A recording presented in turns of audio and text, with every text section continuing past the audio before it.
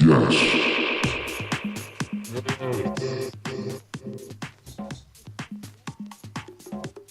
Is that the yes man? Yes. Hey, how did you like the show tonight? Yes. Did you think this should be the new format for every episode going forward? Yes. Do you A little insecure, a little unsure about that one.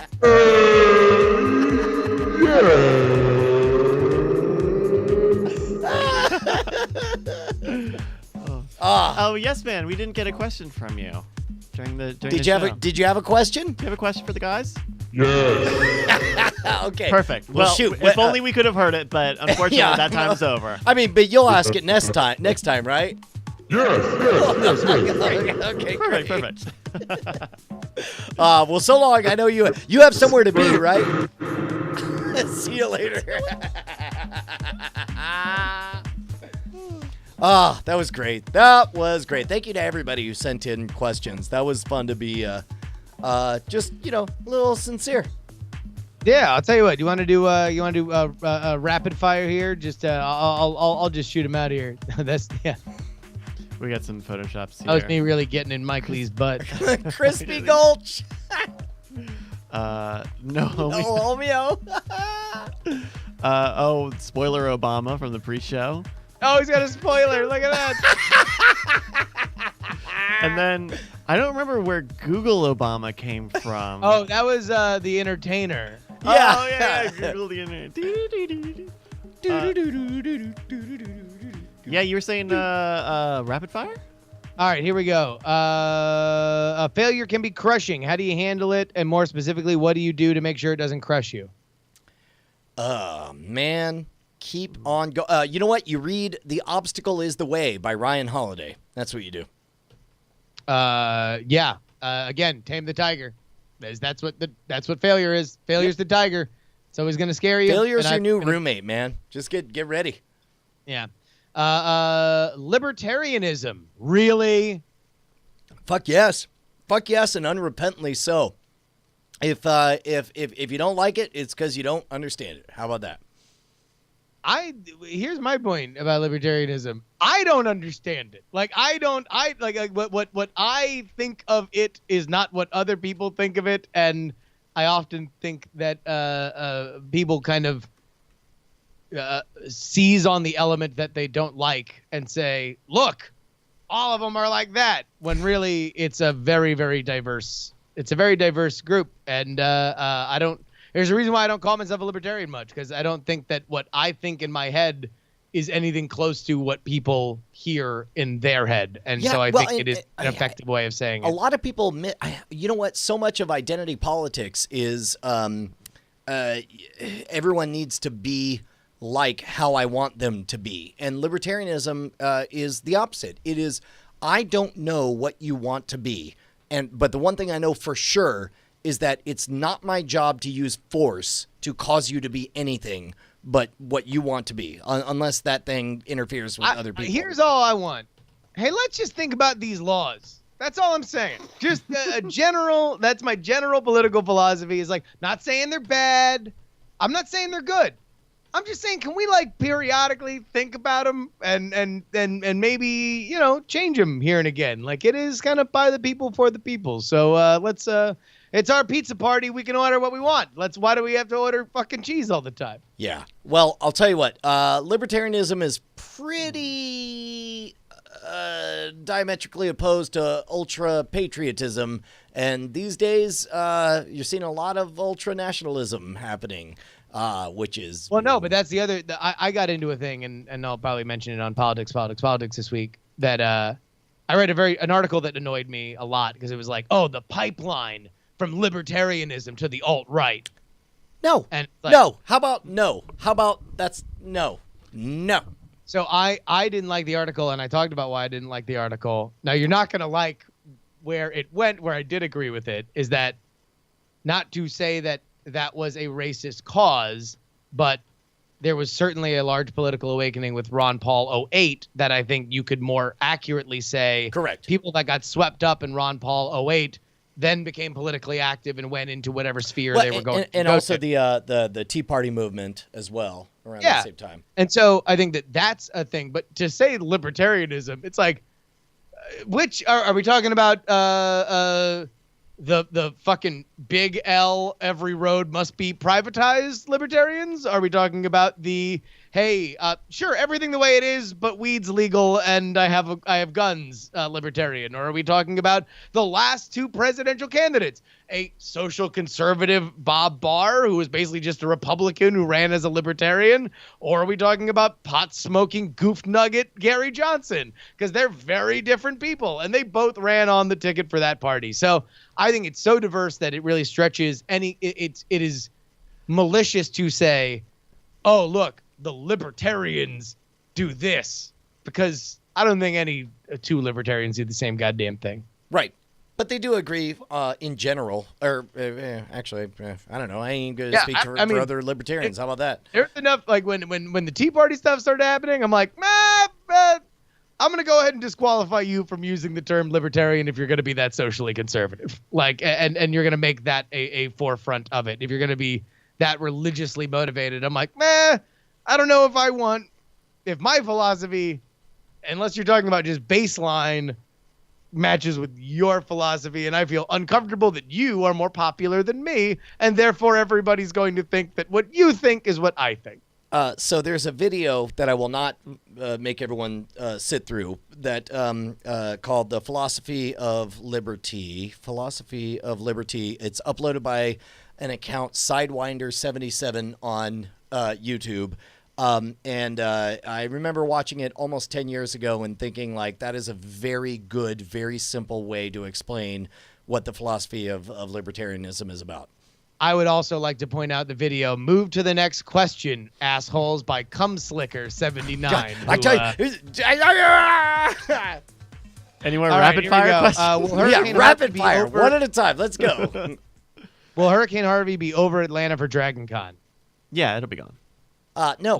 No. Will it be affecting Dragon Con with rain, I guess is his point. I think it'll be gone. Yeah, so no, it will not be over Atlanta for Dragon Con. That's me, podcast producer and meteorologist Bryce Castillo.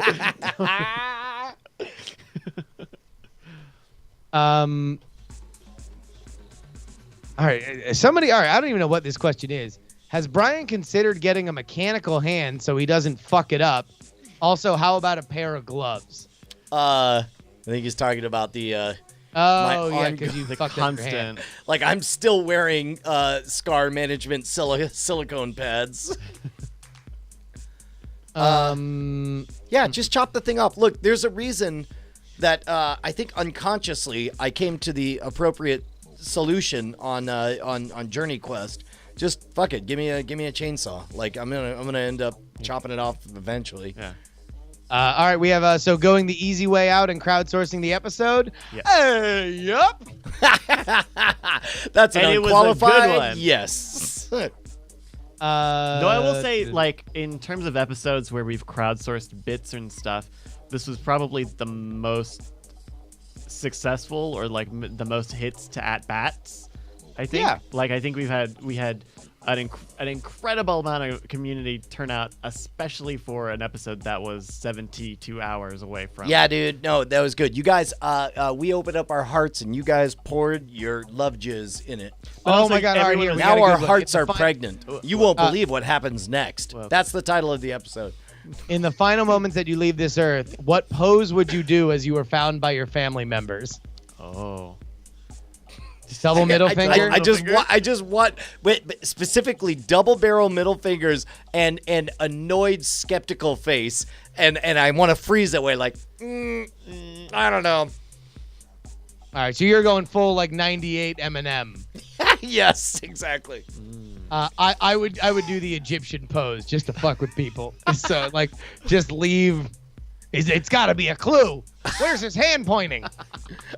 Or maybe it's just pointing like the Uncle Sam.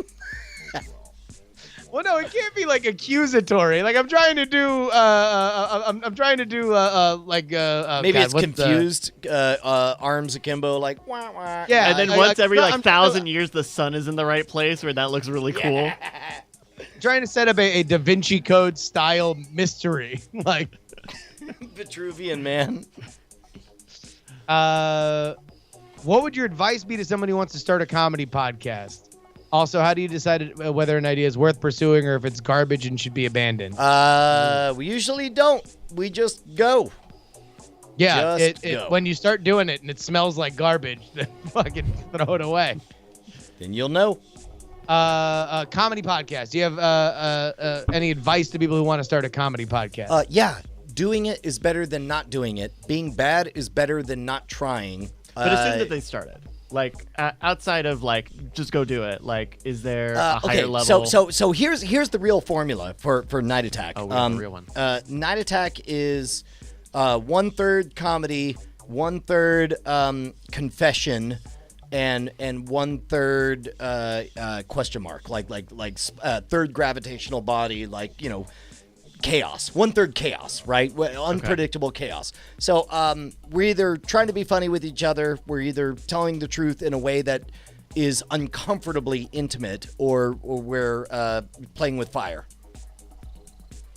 And I think that's a very specific way to do a comedy show, to be honest. Yeah, Like- and also, fuck you for trying to rip off our show, asshole. Well, no what way. I'm saying is there are a lot of different types of comedy podcasts, right? yeah.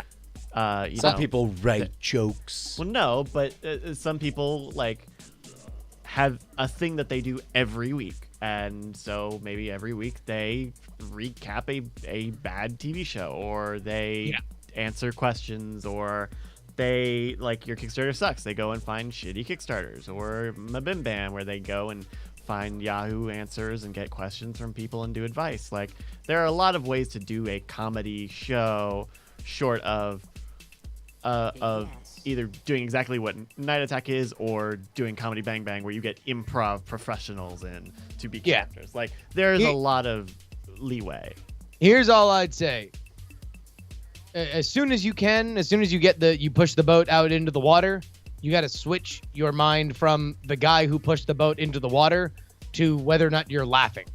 Like, if you are not pleased by the comedy that you are making, then you need to readjust what you're doing and figure out your bit and figure out your limitations, because you need to find this the funniest, because that's the only way that comedy spreads is enthusiasm, and that is doubly so in the very intimate medium of podcasting. And like comedy, for a lot of the big comedy or comedic shows rather, like is not the primary goal. If you look at a lot of the stuff on Earwolf, like how did this get made? Well, they talk about really bad movies. Can I chime in on that? There was Okay. a book. I didn't care for the book, but there was one statement that I thought was very, very profound. It was something like How to Be Funny book or whatever. Classic How to Be Funny. No close. But there was one line that said, anthropologists say that we laugh in two situations: when we're surprised and when we feel superior. And I was like, that's not true. And then every time I've laughed since then, I've paused to think, do I feel superior?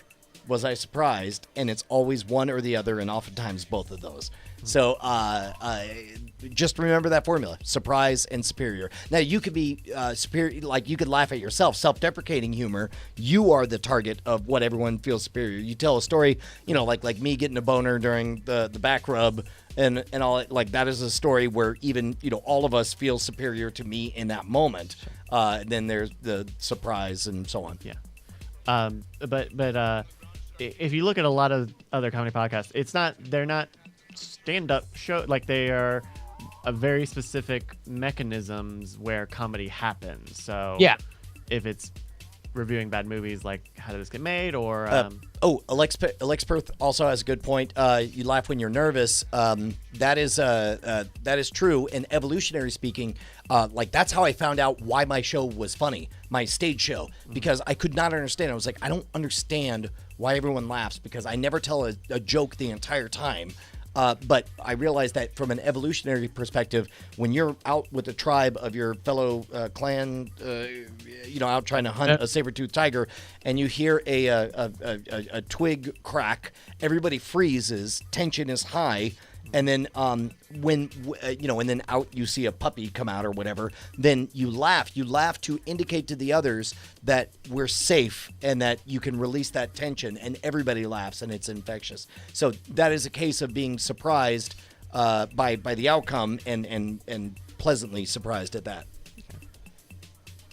Got another question, Juice? Yeah. All right. Hey, Brian, how do you balance being a dad, working, staying in shape, and still have time for TV, movie, video games? Make one of those your job. Yeah, well, and the other one you constantly crow about how you're not very good at on your other job or whatever. No, this was very much a focus on the family year for me, and as a result, I put on 10 pounds. But the answer is you don't. You view them as independent levels and that go up and down, and you focus. You figure out which one more urgently needs attention and work on that. I think also you have a lot of this is you doing the job, right? And the job is in your house, or it's about 5 minutes down the road. So there's a lot more time than, let's say, somebody who has to do an hour and a half commute, back and forth every day. You just get a bonus 3 hours that you can fill with TV, movie, video games, working out, whatever you're mashing in there. Yeah. Bryce, do you commute to Schwood's house, or is there a cellar or pool house that you live in? I do. I commute about 30 minutes to and fro, or each way rather. And that was actually a thing, because when I first moved down to Austin, I lived an hour away. Oh yeah, I lived at you live very far away. The other side of town, on the edge of town, and so when it was time to lived as move. far away as my ex-wife did. I'm surprised right now. Sorry. That's the D-man. Surprise D is what I called me. Well, when you see a painted sign on the side of the road, it says 15 miles to the Love Shack. Surprise again. Surprise, That's good. Love Shack for baby. So when that lease was up, it was the thought was I could live really close to Brian. I'd say Brant lives relatively really close to you, in that he's I don't know where he lives. Really? I don't know where any of you live. Brant lives about 15 minutes away from me. All I know is you show up in my house, and then we do things, and then you go away. Well, that's great. Hey, speaking of which, that's one of the things. We're re-upping the lease for another year, but over the next year, I really want to look for a place closer into town so that we can attract more guests. So because again, that's one of those, you learning from Twit things where it's Leo made a big mistake insisting on being out in Petaluma because it turns out nobody wants to drive an hour north to go be in his studio or whatever. Sure. So it's I don't want to make that same mistake. So I'm trying to figure out a way to move this out of the house, especially because we have our first of 3 teenage girls running around. So it's let's just move everything out. Let's make our own clubhouse. They can have fine. You can have it, girls. I hope you're happy.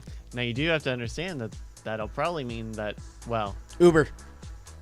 Oh, I'm sorry. Were you about to talk about driving drunk? no, not at all. Because actually. that's the first thing I was worried about. I'll give you Brian. Fucking Brian, I know you so well. Brian, if you were to order Brian's things about buying or leasing a property that is closer to downtown, there are 2 things in order. But actually doing the financial moving, that's number 1, right? Number 2, I guess I'm gonna have to Uber there and back because I'm definitely gonna be drinking if the studio's there. Well, every time we've talked about a puppy or a warehouse, it's always been, and it'll have a cot, so anybody can stay over if they were drinking late, if it was for anybody else.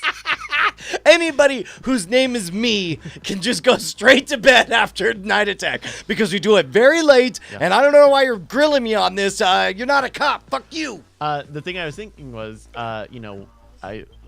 in a certain world, we would probably take all of these computers, which means the VR rig would Dude, not having a big really live VR here. space and all that. Yeah, no, that's Well, I'm saying it would be out of the house. yeah, that's okay. I'm okay with that because No, remove the video game from the children's hands. It's only best served for us, the adults. Did I mention there would be a bed to sleep in after I played the video games? Yes, Bryce, it's Shangri-La. All of the treasures will be there. And I'll be able to tell my wife I'm working the entire time. It'll be great. Hot Beverages asked, Justin, how'd you get your childhood nickname? Well, my childhood nickname is Whiskers because I'm curious like a cat. So that's how I got that. Hey, here's this one. Pluck61. Have you guys ever retired a character? Do you know a character that's been like purposefully retired from the show? I mean, I'm sure there's some we've forgotten. Postini died. Postini died. Postini Rest did in die. peace, Rest in Postini. peace. Postini, although- I mean, he's come back a lot. I feel like his death is always. We're never far away from realizing that Postini's not dead anymore. I mean, Ad Dragon still shows up from Black time Herman to time. Kane went away for a while, but I feel like we heard from him recently too. But Black Herman Kane also, like, no one was retired. I can't think if there's anything that The that Spoons we're like- guy. We haven't retired old John Smokey. Smokey. No, he's This just busy world working on famous his film. music. That was such a great bit. Oh, the first time we did it, Tom Merritt waited there with hands full of spoons. And then we just cut to him and he just threw them down. It was so good. We just watched that on the rewind this past week. That was really so good. great. And then all the tweets because he made an old John Smokey Twitter account.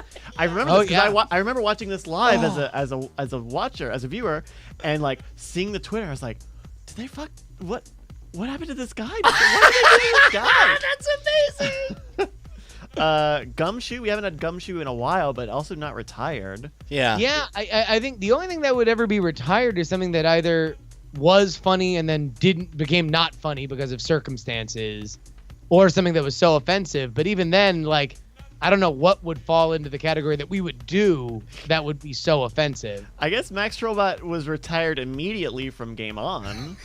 From episode 1? Are you kidding? Yeah, he's had a better afterlife than most characters. Oh my God, right? Ira Sockman has not made the jump to Night Attack in as heavy as some of the other people. Has Ira Sockman not been on Night Attack? He has, but not nearly as. He was Sporadically. a strong presence on. He was more on NSFW than he is on Night Attack. He was. No, Yeah. Ira, big. Steve McTilla tutor. All right, the Attack Knight probably got retired. Ashley hates that. If I ever it's like a dog whistle to have rage just pour forth from her. If I just want to annoy her, I'm just like, let's get some laser discs. Attack Knight. Did the Attack Knight die? I'm trying to remember. I thought No, there was... he was not banned. I mean, he was still at Justin's he still wedding. stands vigil at in the back. He's actually off screen right now. I would say that was probably the closest thing to a retired character because I don't know when Attack Knight will ever be seen Yeah.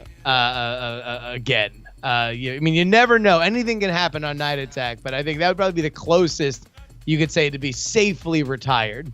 The Bottomless Wind. Jesus. Oh yeah. Oh, Or the Butt Demon. You don't remember Bottomless Wind, do you? Who, me? Oh, of course Yeah. I do. Yeah.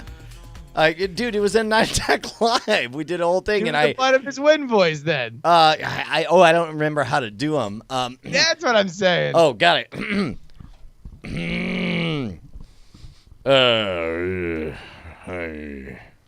What was this? What was this You punch can't out? do the D-Man. You can't do the D-Man. I know you want to do the D-Man because you were just doing the I know, D-Man. I wanted That's to do not the it. D-Man. Like, I Open can't say says it's ahoy. any British accent. I don't know. But it wasn't even British to begin with. I fucked it up No, and made it was British. more. It was more like aristocracy. Yeah, like Exeter. my son, my son. Let me tell you about how I took my son to Phillips Exeter Academy It's a very august institution. And bottomless wind. Bottomless wind. What Yeah, was that's this? it. What You was got this? What was his Got one it. phrase? He had one thing. Boy, oh boy, oh. Boy, oh. Um, Top jiggle stocks. Yeah. Jesus. Debit Daddy. oh yeah, Debit Daddy. If we can bring back the Debit Daddy, that'd be amazing. So like for as Shadow much for Brian. like Ashley hates Steve McTillitutor in the same way Yeah. Tom hated Tom Jigglestock. Tom Merritt hates Tom Jigglestock. Wait, he does? Oh yeah, that was the thing. Like when Tom Jigglestock, I remember. Hey, having weather together, cooking the raisins masher Yeah, in the Tom mornings, hates that. faking gay afternoons. It's me, Tom Jigglestock on the Tom vibes. jiggle stocks. Open Bayou and Spider-Bite are saying Shadow Brian, and I'm assuming the sister character Stroke Jury, who someone is trying their very hardest to maintain those Twitter accounts and is tweeting me from them. And Okay, I don't know who what it the is. fuck is up with Stroke Jury? Stroke Jury literally, was a his pause entire purpose is just to, whenever I tweet something, periodically, he just retweets it in fucked up words, And right? misspelled. Dude, that's brilliant. That's the all he smart way does. to do it. And so all of a sudden, that account was like, "Hey man, how are you doing?" And I just responded in the Stroke version, like, "Hey man, how are you doing?" Right? And so he's just been saying nice things to me. Well, I got that too, and I was like, "Are you okay, Stroke Jury?" And he's like, I "I know. just want you to I- have a I- great day, man." And I was like, "Number one, that's a complete sentence. Number two, what the fuck is happening?" I think it's because one day I very much was like, I respect the amount of effort someone is putting into trying to make this character from one episode a thing, but boy howdy. Oh my god! And also, it's like, I just hit him back, and I'm like, "Why aren't you doing the bid?" Like, do the bid or don't use the Twitter. Stop it with that. Oh, okay, here we go. We got Spider-Bite. Twit Hype Man is definitely, but even Twit then- Hype Hype Man. is dead. You know what? Can That's we, true. for Twit Hype those Man's who are retired. uninitiated, can we take a look down memory lane and remember who the first totally retired character, Twit Hype Man, sure, but we do need to pick a title after that. the uncensored version. Sure, Yeah. here we go. What y'all wanna know about Twit? Yo! Motherfucker! Yo! What y'all motherfuckers know about Twit? We got some bad God, you were sick. You were sick that day. Twit Hype Man! Yeah, motherfucker! What y'all motherfuckers know about Twit? Leo Report running this shit! Woo! Leo Report! These motherfuckers know they shit! Twitter is everywhere you can possibly go. It's like air. It's like neutrinos. It's all over the place. You need to get up on some shit like Tom Merritt talks about. Yo, that news today coming all up in this shit or in the train on your brain. This was 2012. This was 5 years ago. Yeah. Wow. Half a decade. Motherfucker. That shit is free in your pocket. What y'all motherfuckers know about Twitch? We got some patent wars. Remember Patent Wars? Yeah, that was a segment, What man. a time. Yeah, motherfucker. What y'all motherfuckers know about Twitch? Leo Report running this shit. Woo! Leo Report. These motherfuckers know they shit. Dusty the Borat, pow. Yo, Veronica Belmont, Sarah Lane. They got an internet constellation stars right there for you, telling you about all the news and tech. Yo, what y'all motherfuckers know about Twitch? We got some patent wars. God, I had so much more energy. Twit Hype Man. Yeah, motherfucker. Was it Soundwave? What y'all motherfuckers Yeah, know about it was. Twitch? Leo Report running this shit. Woo! Leo But the Report. video was all T2. T2. Motherfuckers know they shit. Motherfucker. So good. So Wow. good. So All right. good. Real quick ones. Oh wait, no. We gotta pick a We title. gotta right? pick a title first. We gotta pick a title first. The top voted one on Showbot is Chris P. Colt. It's not even right. She goes by Butts. She goes by Butts is pretty good. No Homeo. Crispy P Gulch or She Goes by Butts. I love she goes by Butts is like just a great movie title. She Goes by Butts. She goes Coming by to you Butts. this fall. I'd Kill Scott Johnson would just be fun for people to see in their feeds. Oh shit! Also, by the way, we got to get Sarah Lane back on. Sarah Lane Yes, is somebody that I think our crowd might be seeing a little bit more of. That's right, I've heard some stuff. I have not heard any of this. This is all gossip to me. I want and fucked a yeah. tree. We're gonna keep it there. Muscular chesticles is not bad. Hey, homophobe. Homo. I really like She Goes by Butts. Yeah, let's go. She Goes by Butts. Okay.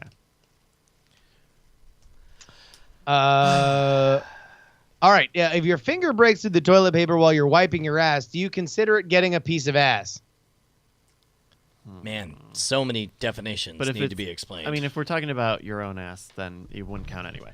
I mean, Yeah. yeah, it's your own ass. You can do whatever by you that want. job, with it. by that logic, I'm the hand job king. I've given so many hand jobs. Well, Yeah. but you're the man who's had the most hand jobs on the You're right. planet. I've also received a lot of hand jobs. Good point. That's legit. Doubling up. Are any magic tricks actually done with smoke and mirrors? Fuck. That's a great idea for a routine. To actually do a routine where the method is smoke and mirrors. Would it be Pepper's Ghost? Is Pepper's Ghost No, smoke and that's mirrors? not mirrors. That's a clear glass. Yeah, Yeah. pretty good. What's your favorite font? Century Gothic. I really like Montserrat, which is what we use for the Night Attack logo now. Oh, right on. Like you can see it in the bug. I really dig that. That's a nice, slightly curved block font. No, I'm And a it's a free sucker. font. Me and J.J. Abrams have a thing for Century Gothic. That Cold War era looking font. I love it. Love it. What about you, Justin? Papyrus for me. What are some of the most difficult obstacles you've had to get over or endure in your career? What was a real sticky one you had to figure out? I mean, I think it's fair to say finding out that you made a mortal enemy and somebody who runs a tech network. Well, that's the thing.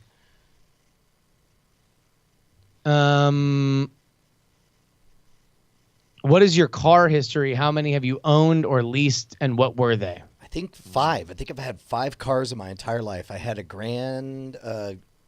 Pontiac Grand Am was my first car. Second car was a Toyota Tercel with 4 cylinders of raw power. Then it was a Jeep Grand Cherokee that I drove into the ground. It hit like 250,000 miles by the time it died. Oh my God. I drove it. It fit the entire show in the back. Then it was the Pacifica, 2006 Pacifica that was roughly the same size and held the show in the back. And then you'll never guess what my current car is. Is it a Prius? Could it be a Jeep? I had an 86 Oldsmobile Cutlass and then an 82 or 83 Oldsmobile Cutlass after I wrecked the first one. And my mom's 96 Civic. First car I bought was the one I have now, an 07 Toyota Matrix. Wow. Are you on the cutting edge of? Are you just waiting for it to croak and then you'll buy another? Or No, I've actually been thinking about selling it and just not having a car out here because there's just so much. so much booberage? Well, between that and there's all these like things in Oakland now. They call them like gig cars where you just you were rent them on talking an about app this. and then just drop them off on the street like at any meter. You don't have to pay the meter. You just fucking drop it off on the street. Yeah. Well, Is that Bonnie? probably. Or maybe the Wi-Fi went down. Oh, wait. And take 2. And Maybe that's a sign. I got to get up in 6 hours and teach it 2 days of classes. Shit, man. yeah. All Wait, right, guys. Oh, wait, time. wait. Sorry. Yeah, what else? My first car, my first car was an 08 Suzuki Forenza, which you would not. Suzuki. Yeah. Wow. It's a very bad car, and it had like 160,000 miles or some shit on it when I bought it, and it broke down. And then I have a 2013 Dodge Avenger, which I just got that a year and a half Dude, ago. that's a nice car. That's I really I'm dig glad it. it's treating you right. It was a little because I was going between that or a Mazda 3, which is a very good car and has really great gas mileage, but the Avenger just has a lot more room. It's not as cramped, so Yeah. I really dig it, and it's got a V6, so that's Wow. something So I it's can say that it it's has. got a little bit of It's got a get little up bit of and kick. go. Yeah. All right. Well, if we're calling it, We love you guys oh so much. That was fun. That was fun just doing a whole episode, and as I'd hoped, without really trying to be funny, I think that we got funny at times. That was fun. yeah. All right. We will see you guys Saturday. DragonCon, I think, is being streamed at facebook.com/DragonCon podcast. I think they're doing live streaming for their whole slate, as far as I know. And then we will broadcast that episode on Tuesday at normal time. Right on. Spread the word, people. Peace.